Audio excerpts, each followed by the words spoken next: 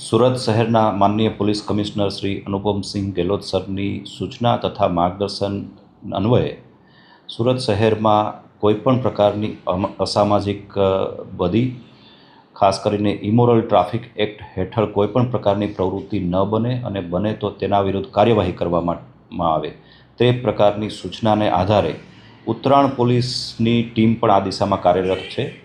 જે દરમિયાન Uttarayan police station Sudama ચોક પાસે આવેલ સિટી પેલેસ હોટલમાં આ પ્રકારની બધી કેટલાક સમયથી શરૂ થયા હોવાની માહિતી મળતા ઉત્તરાયણ પોલીસની ટીમ દ્વારા સિટી પેલેસ ખાતે રેડ કરવામાં આવેલી।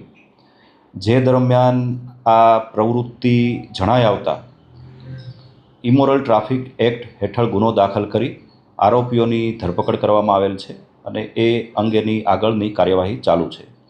ધરપકડ કરાયેલા આરોપીમાં મુખ્યત્વે હોટલ સંચાલક જોનિલ કેવડિયા નામનો વ્યક્તિ હોવાનું જણાય છે, જે ભૂતકાળમાં પણ આ જ પ્રકારની પ્રવૃત્તિમાં એરેસ્ટ થઈ ચૂકેલ છે। એ ઉપરાંત તેના વિરુદ્ધમાં અન્ય પોલીસ સ્ટેશનોમાં પણ વિવિધ કલમો હેઠળ ગુના દાખલ થયેલ છે। કુલ 4 ગુના અગાઉ આ આરોપી વિરુદ્ધ દાખલ થયેલ હોવાની હકીકત હાલમાં જણાયેલ છે। જોનિલ ઉપરાંત અન્ય 4 આરોપી કુલ 5 આરોપીઓની ધરપકડ ઉત્તરાયણ પોલીસે કરેલ છે અને આગળની જે તપાસ અને કાર્યવાહી ચાલુ છે।